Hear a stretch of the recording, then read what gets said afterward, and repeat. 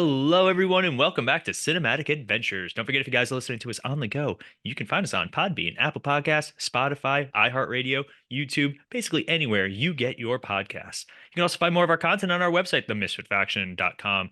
There you find links not only this show, but some of our other shows like the Multiverse Fancast and MF Uncensored. As always, I'm one of your hosts, Paul. With me via the Zoom studio and from your mom's diary is Sean. Sean, how are you today? I'm wonderful, Paul. How are you? Oh, I'm so fantastic. And you know what? I feel like I could just sing about it. I'm so happy. Oh, really? You should look into that profession. I think you'd be a good one. Only at weddings and only if Boy George is in the band as well. That's true. But bar mitzvahs too. Oh, and bat mitzvahs. Yes, Bar obviously. Only when mitzvahs. I'm feeling down. Yeah. Yeah. So if No. you guys have When not, Jewish families celebrate, man, that's a good gig. they party hard. They do So party. if you guys have not figured out what we are talking about, we are talking because it is, as Sean pointed out before we started recording, so you guys obviously don't know, it's February. It's the time of love and Valentine's. And what better time to look back at some of our favorite romantic comedies, romantic horrors. We'll find one. But we are looking today at 1998's The Wedding Singer. Sean, tell me about The Wedding Singer. Oh, the wedding singer, Paul. Well, it's arguably, I don't know, I know you probably don't agree with me, but it's arguably Adam Sandler's best movie. You're right. I don't agree with you. I know you don't agree with me because you have this, obsession with Billy Madison. We Um, talked to Larry Hankin. so He was in the movie.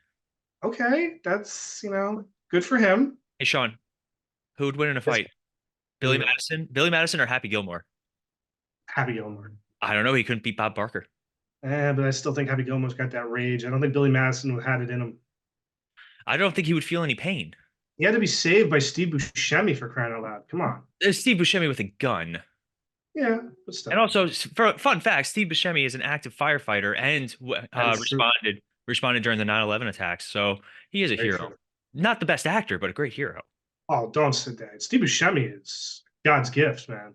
Oh, he's God's gift. God's gift. Fun fact, if Didn't you you guys see know, him in Deeds? He was hysterical. so fun fact, if you guys go onto our YouTube channel, we posted a short about the topic was, is Pauly Shore a good actor? Oh my God, the response we, because we were talking about a Goofy movie. And Okay. the title was, is Pauly Shore funny? And oh my God, I got we got 7,000 views on that one short. And Good. people were like, Pauly Shore's a national treasure. I was like, I didn't know there were so many Shore fans out there. Like, who knew? Well, I mean, again, I think it's people who are older than us because obviously his movies were early '90s, so we were, still young at that time. But like, '80s kids, I mean, he had that stretch, man, where he was big. Yeah, apparently our friend Daniela was a big fan as well. So she That came says a lot right there. That right says there. a Yep. lot. That says so much. We love you, mean it. But anyway, all right. So let's get back to this movie. So Yes, I, sir. I will agree that this was when you talk about Adam Sandler's quality work, right? Especially in Mhm. terms of his comedies, I do agree. This is probably in his top five of his better work. I feel like because he's a little bit more reserved in it. Like he's not Billy Madison. He's not Happy Gilmore. He's not so much the man child in this. And he's a relatable guy in this. And I think Adam Sandler's actually really charming when he wants to be. No, I totally, absolutely agree with you. And this was the first movie where you were like, "Wow, he can be an actual romantic comedy lead." He fit that mold. Like, I had seen this is actually the first Adam Sandler movie I saw in theaters, but I had seen Billy Madison and Happy Gilmore beforehand, on video, and you don't know what you're walking into, and then the opening scene and he's singing, and I'm like, I never heard him sing before except for the Hanukkah song. And even that's like, anybody can sing the Hanukkah song. It's not the hardest song to sing, but like he's singing, right round, and it's like And it's him. it's him, and it's like, wow, that's really good. And throughout the whole movie, he has a couple of scenes where he's singing, and you're like, damn, this guy's got a good voice, and I could see why Drew Barrymore's fallen in love with him because Sean, he's not a as you said, he's not a man child. yeah. So obviously, when we get into the plot of it, we'll talk a little bit more. But he is like, he's a poor wedding singer. Like that's what he does. He lives in his sister's basement, and he's just a nice guy, though. That's the thing. Nice Like, guy who just wants to be married. yeah, and he's a hopeless romantic. I mean, who couldn't relate to that, especially back in the day? Like, but I think this movie is in. You got to bear with me as I work through this process. This movie is a lot like The Cable Guy, where The Cable Guy comes out after Jim Carrey's funny, funny, big, big, big, funny movies. This movie is very different than his previous movies. Because I think up to this point, I don't know where his career was. I know obviously SNL was like his big, big startup, but I want to say he definitely had both Billy Madison and Happy Gilmore under his belt before this. Yeah. I'm trying to They think. were they were before, and then he had done the movie Bulletproof with Damon Wayans, which is like I guess you could say it was like an action comedy. Yeah, But so his first film role was Going Overboard in 1989. And yeah, then he did Shakes the Clown, Cone. Oh, he's in Coneheads. I totally forgot about that. like 5 seconds. Yeah, Airheads, Mixed Nuts, and then Billy Madison, Happy Gilmore, Bulletproof, and The Wedding Singer. And then after this, oh yeah, he cameos in Dirty Work.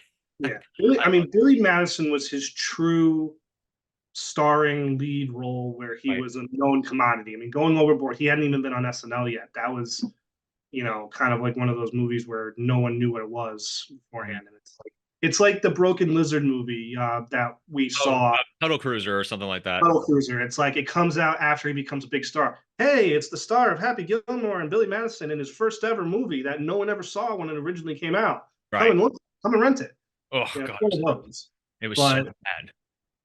I've actually just watched on YouTube an interview with on Howard Stern with Drew Barrymore, and she actually went to Adam Sandler and was like, "I really want to do a movie with you," because this is Drew Barrymore, like right before this movie reinvented Drew Barrymore. I mean, Right. this is the movie that brought her back into the mainstream. She had really been falling off.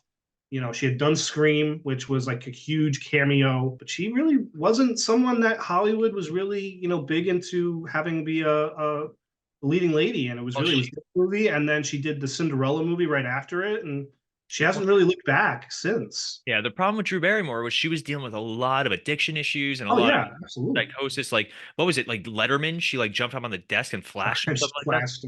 Yeah, like I think she had cleaned up at the time of this movie. I think she was fully good by the time yeah. this movie came out. And And I then look think where she went. I mean, she went into Charlie's Angels for crying out loud. I mean, I would argue between Wedding Singer and Charlie's Angels, that's when Drew Barrymore's Reinvention came along.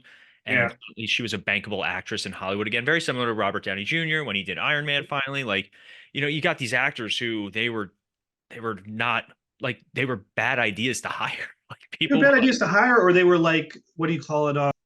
What's the word I'm looking for? if I knew the word, I would have said it because I said bad ideas to hire. Like that was Yeah, no, but that like was bad the word I idea, wanted. but not even a bad idea, but like a risk. Yeah. They were risky hires. I think like you just said, Robert Downey Jr. Like risky hire would have been like Kiss Kiss Bang Bang. Like that was the movie that really kind of was like, oh crap, Downey looks good, he can act. Okay, maybe we can try him out in something else. This was the movie where people were like, oh crap, Drew Barrymore's, she's like the girl next door. All right, let's put her in a Cinderella movie back in the 1700s and see how that does. Well, I mean, Yeah, this movie alone, you also got Adam Sandler playing the boy next door. Like they both yeah, created these personas in this movie. Adam Sandler, especially, because like we said, Drew Barrymore, she had kind of fallen off Hollywood's radar. Like we still knew her from like the kid in E.T. Like we knew her from yeah. the cute one. But so like playing a cute character, and I don't mean it in terms of how they look. I mean it more in terms of like their type of character. But like wasn't a stretch for Drew Barrymore. Like we could, Yeah. it was easy to process. But having Adam Sandler really be like, because like Billy Madison and Happy Gilmore aren't good people. Like they're likable in most regards, especially I would say more Happy Gilmore because like Yeah. he's trying to save his grandma's house and all that, but he's still like an ass. But this was the first character that he really did that broke that typing. And he's done it a few times. Obviously, his man-child persona is very popular. They've done a ton of movies. Like, as much as That's My Boy is a bad movie, it was the epitome of his man-child persona. And he Mhm. hasn't really done it since because that didn't land. There is a such thing as too far with stuff like that. Well, I thought That's My Boy was kind of like taking his Billy Madison character Like, and timesing it to the umpteenth degree. And it just, as you said, it really just didn't land, or maybe just that humor just wasn't there when the movie came out. I also think that movie was poorly written. But, I agree. Yeah, that was kind of him going like, wow, I haven't done this character in a long time. Let me like go full overboard, please. but I But think this movie gave him the possibility to do other roles like Grown yeah. Ups and Grown Ups 2, and then eventually, what was the Diamond movie that he was in? Help me out Oh, here. Uncut Gems. Uncut Gems, yeah. Like so, Yes. he's a bankable actor. But yeah, at the same time, he also doesn't care. I love Adam. That's true. Like That is Adam very true. Sandler has said it more than once. He's like, I get paid stupid money to hang out with my friends and do whatever we want. Like I've got it. Yeah. You see him walking down the streets of New York City, he's wearing like sweatpants and a baggy sweatshirt. Like he is the ideal movie, like the ideal actor in terms of certain things. And that is like he's likable, he's relatable, and I think it's kind of like Keanu Reeves. Everybody knows Keanu Reeves is the nicest guy in the whole world, and that Mhm. makes him more likable on screen, even though he's killing thousands of people actively, sometimes with things that explode. Like we're like, yay, Keanu, kill the bad guys. Like, oh, you just hit him with a car and then had a dog bite him. Okay, yeah. Like we're cool with that because it's Keanu Reeves. So I Yeah. think Adam Sandler is just such a likable guy, and I feel like he'd be so much fun to hang out with. I agree. I agree. And even when you look at this movie, there are a couple scenes in this movie where I guess you could say his man-child persona kind of comes out, but not much. I mean, it's It's basically dialed back. when he's singing the song to Julia, the Linda song, and that's about it, honestly. Other than that, he is There a is normal guy. one of my favorite lines in the entire movie is when she comes to explain to him why she left him, and he's like, "Again, things that could have been brought to my attention yesterday." Yeah, I remember that from the trailer, and I'm like, oh, this is Adam Sandler. Like That this, there's the Adam Sandler. there's the Adam Sandler, and I was like, oh, okay, it's just gonna be an Adam Sandler movie. And it's funny because they cut the trailer to the cable guy to show Jim Carrey being funny. That's how they Yeah. made the trailers. Oh, 'Cause- absolutely. I totally get that. And I don't know, but the funny thing is about this movie, like I've been before we started, I was reading, and the reviews weren't all that favorable. It was a very Nope. mixed reaction to this movie, and I'm kind of shocked by that because, I feel like this movie has become, again, one of his more beloved films. 51st Dates, their other movie, the two of them did together. It's tough. The two of them are very good, and you can argue two of the best endings to a romantic comedy, you know, in movies. I mean, the ending of 51st Dates. I mean, if you don't shed a tear at that, then you're just not human. Yeah, Um, that one's rough. and then the ending to this movie is I'd say it's adorable. It's cute. It's basically one of the better ways you could see someone saying they love someone. Yeah, To them. and plus nobody talks to Billy Idol that way. Nobody does the Billy. I don't know. So Um, it's funny because like that's when they did that movie Blended. You remember that one? yes. They based a lot of the marketing off of Drew Barrymore and Adam Sandler in a movie together. And Yep. unfortunately, Blended didn't go well. Like it wasn't that good. It was very much in his he also did Just Go With It like recently to that. They were kind of the same movie, same tone, same vibe, same character he was playing. But And that yes, was one of his last movies before his deal with Netflix, I believe. something like that. But now it's him and Jennifer Aniston. They're a great pair too. Yeah, him and Jennifer Aniston have become a good pairing with the murder mystery films, and then they did. It was Just Go With It was the one that they first did together, I think. Yeah. But Um, I I've will seen the say first this. murder mystery. It was actually pretty good. I enjoyed that one. I I heard. didn't see the sequel. Um, but well, first of all, I remember this movie as I think it was like I don't know if it beat Titanic, but it was one of the first movies to challenge Titanic at the box office Right. Which because it is was why. early '98, and of course Titanic came out in like December of '97. So no movie stood a chance at this time. So I don't think it beat it, but it was pretty damn close. It was one of the first movies that were like people were like, no, we're going to see this movie instead. But All right. did So you see let's this in theaters? Did you what see was it that? in theaters? Oh Did you no. really? No, I saw this well after it was done in theaters. Like Wow. my family was not, which is ironic. My family was not a big movie going family. Like Sure. they channeled all of that into me apparently. Now here I am on a podcast talking about movies. There Sean, you go. we've made it. We made it to the big We time. have. It's amazing, sir. Our YouTube channel is officially monetized. I won't tell you how much we're making, but it's game changing. Are we like doing better than the residuals? People getting the residuals from Netflix? Like, It's hard. It's terrifying to say that maybe. Like some of those actors are getting jack and or nada. But anyway, all right. So let's jump into the cast of this movie. Obviously, we have sure. talked ad nauseum about Adam Sandler and Drew Barrymore, but you want to give us some of the other cast members? Yes, sir. We have the beautiful Christine Taylor as Holly Sullivan, Julia's cousin. This is Christine Taylor. I, this is after both Brady Bunch movies, so that's really what she had been really known for. And Hey Um, Dude.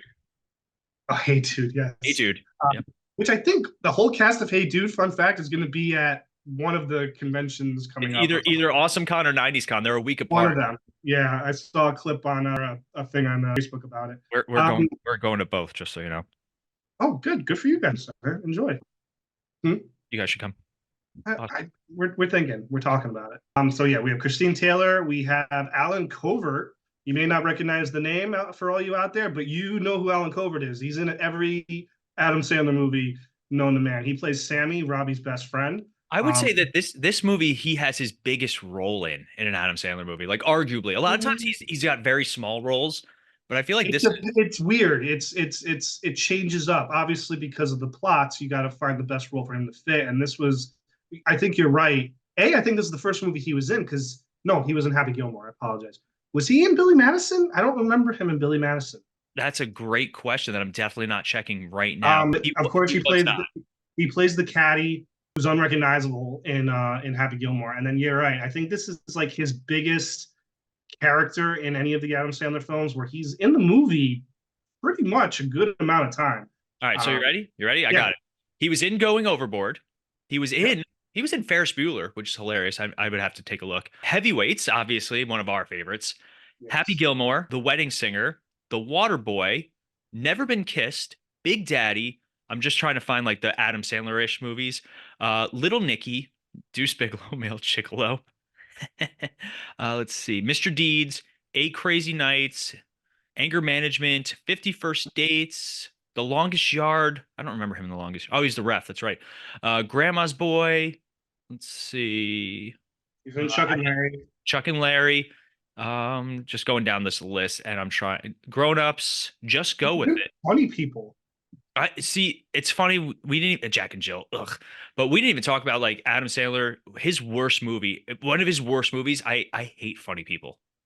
I think we've talked about this numerous times. How we had such high hopes for that movie, and that movie just shit on our dreams. The stand-up comedy bits were really good, but they were so few and far between. Yeah. Anyway, keep going. Yeah, the Alan Covert is one of those guys who you recognize as you progressively watch of all of Adam Sandler's movies, and he's funny. I mean, and I think his only starring role, honestly, is Grandma's Boy, and we, as everybody knows, we love that movie. We will never say a bad thing about that movie. But he's one of those actors that is very good in a small role most of the time. I think he did a good job in Grandma's Boy, but you can definitely tell that leading a movie is not his, not probably best for him. But he just plays these quirky characters a lot of times. But this, and like Adam Sandler in Wedding Singer, plays just a normal best friend. Mm-hmm. Got a few quirks about him, but for the most part, they just are true good friends, and he just got some good funny moments with them in the movie. Yeah. All right, let's keep going down this list. Keep going, sir. We have Angela Featherstone as Linda, Robbie's former fiance, now ex-girlfriend. We have Matthew, I'm going to say Glave as Glenn Julia, a businessman and Julia's fiance. I like him. He's one of those actors that kind of pops up every once in a while. And I remember the first movie that I really remember him from besides this is Corky Romano. And it's so bad. I love Corky Romano. We have Alexis Arquette as George Stitzer, the keyboardist and singer in Robbie's band, who was clearly modeled to look like Boy George, to the point of singing their famous song. We have Frank Severo as Andy, Kate's husband and Robbie's brother-in-law. He's funny because he's like that. He's got like that mob look to him. I mean, I think he was on The Sopranos as well. But yeah, he's got that funny, like Italian look to him that just clearly, stereotypical, kind of guy. We have Christina Pickles as Angie Sullivan, Julia's mother. And that's honestly about it. We do have some cameos. Obviously, Billy Idol playing himself at the end of the movie. Right.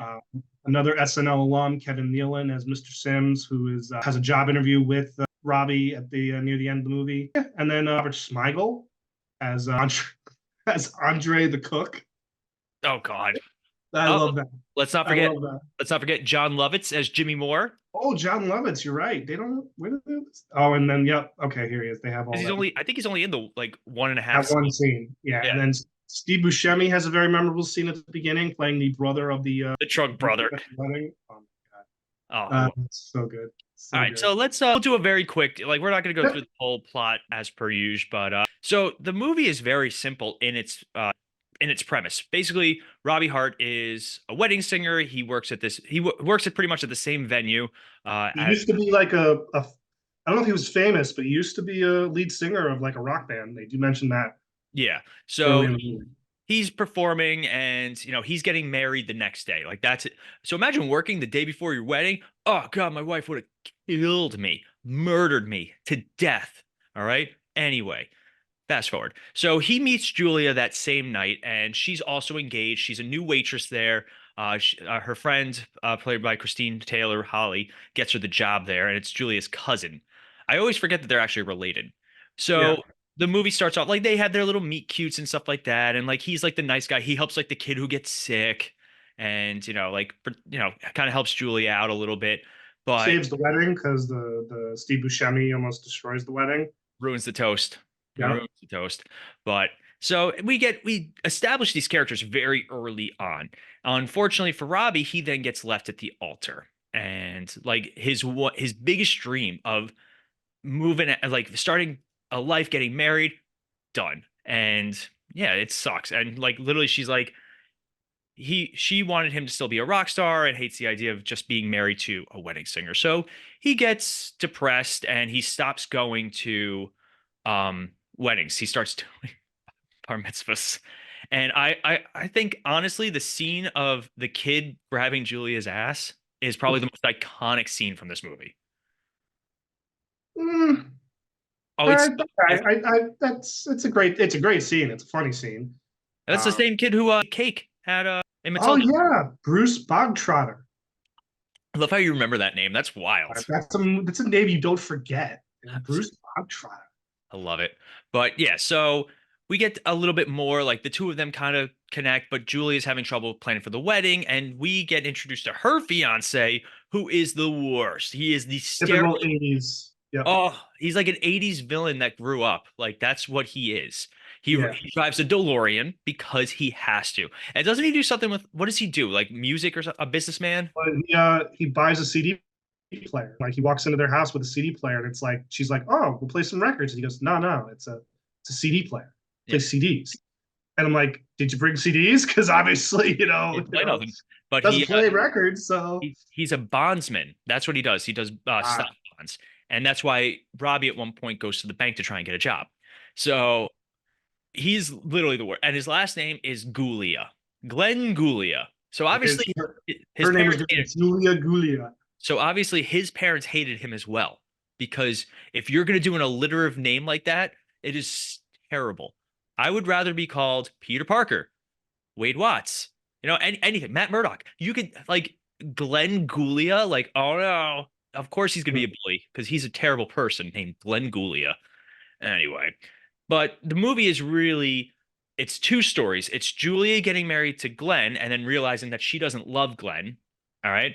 And then Mhm. it's Robbie getting over the depression of being left at the altar. And the two of them start off with a really nice friendship. And, he kind of helps her not get swindled by a lot of the wedding places because he knows everyone. Like, a nice guy, like the nicest guy. Say something. I'm going to cry. Oh, I'm sorry, you were on a streak there. I was just like really, really just wanted I to listen just, to it. I love the No, two of but them. you basically you see the progression. You see clearly that he's falling in love with her, and she's got real good feelings for him. And cousin Holly, she sees it immediately to the point where she actually takes him out on a date because she knows it's going to annoy Julia. Yeah. And And and that's where we really learn truly how bad Glenn is because he's clearly hitting on other women right in front of him. He's saying derogatory things about her, and you really know right then and there that this guy is no good. bad news, yeah. And Mhm. it wasn't until Julie is trying on her wedding dress and she's saying her last name, what it's going to be, the Julia. That seems like a test. She kills it with the Yeah, no, crying. Like it's like she does a she great. is great job, and then she starts obviously saying if she was marrying Robbie, and she's immediately happy.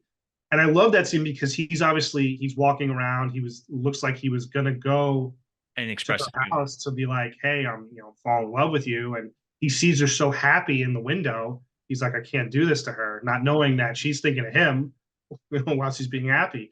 I mean, it really, this movie really does it's like one of those perfectly constructed, romantic comedies. It really is. It's just you're rooting for both of them. You clearly there's hurdles and obstacles in their way, but it makes it all the better when they finally do get together. Which they do on the plane, which is hilarious because after a series of misunderstandings, including Mm-hmm. Linda answering because basically Robbie, after he gets quote unquote dejected by Julia inadvertently, he gets drunk, gets his ass kicked by Glenn, and comes home and there's Linda waiting for him because she's a terrible person. Yeah. And so he passes out. She answers the door when Julia goes to express her love. And she's like, oh, no, it's Linda. You're the worst. Thinking they got back together. So she goes and she convinces Glenn that they should just fly to Vegas and get married. Yeah. And somehow, and this is obviously pre 9/11 because there's no safety security on this plane. He gets on that same plane somehow. But you bypass. I think one of the funniest lines in the movie is when he wakes up and he's just like, "Why are you here? I don't want no part of you.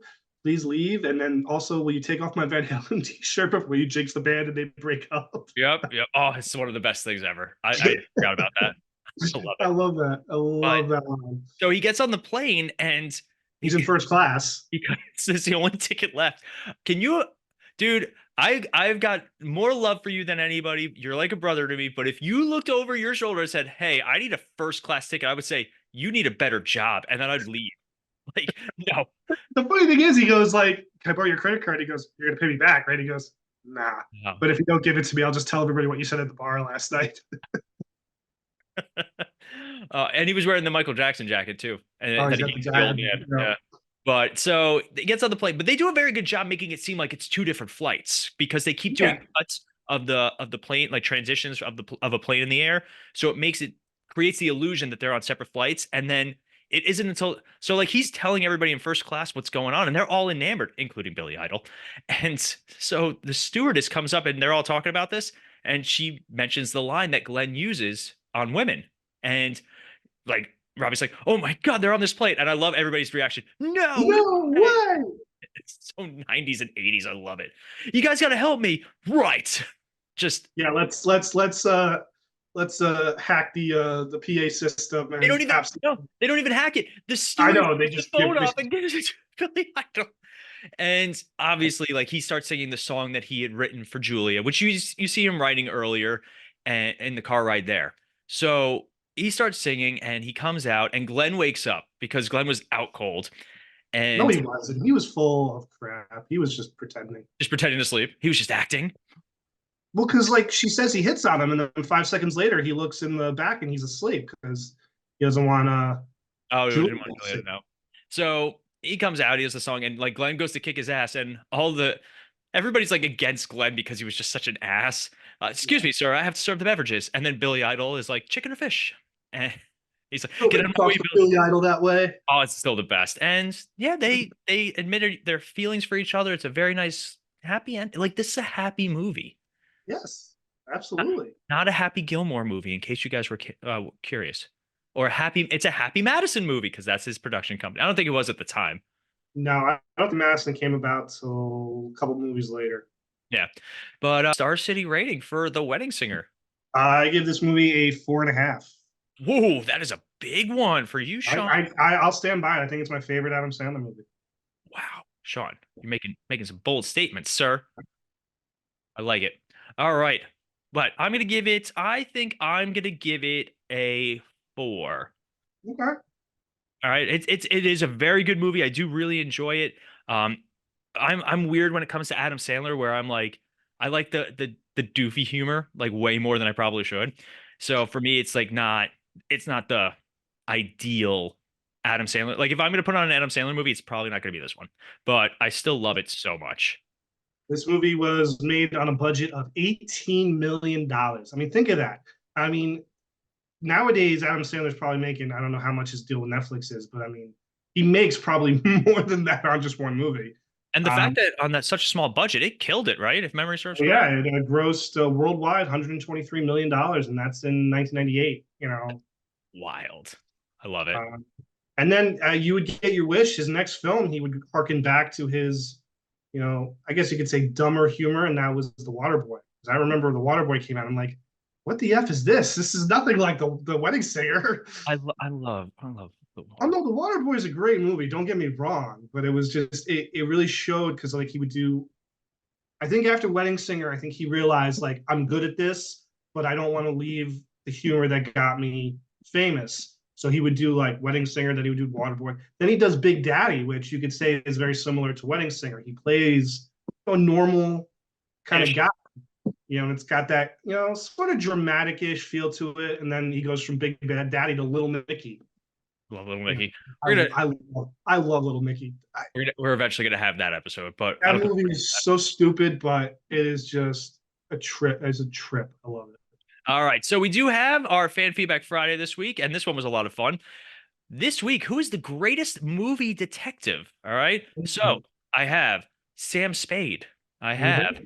Inspector Clouseau. Let's see. I have Dirty Harry, Matthew Broderick's Inspector Gadget. That one was for you, buddy. Sherlock Holmes and Hercule Poirot. I don't know who that is, man. Perot. Murder on the Orient Express. Oh, okay. This one you're gonna like. The Great Mouse Detective. Your wife is a gem because I would have put that if she didn't put that. Dick Tracy. Great. Sherlock Awesome. Sherlock Holmes. Yeah. Um, Nightwing from Batman. Okay. And Did anyone put Batman? no, but my wife also put Detective Pikachu. So well done. Well done, producer Melanie. But that is going to take us towards the end of our episode. If you guys are interested in Fan Feedback Friday, every Friday, usually between 8 a.m. and 9 a.m. Eastern Standard Time, you'll find it on our Facebook page. Just type in Cinematic Adventures. If you want more of our content, we're on all the social media, Instagram, Twitter, TikTok, Facebook. Just type in the Misfit Faction or Cinematic Adventures, and odds are you'll find some of our stuff. But that is going to wrap us up for today. As always, I'm Paul, I'm Sean. and we'll see you guys next time.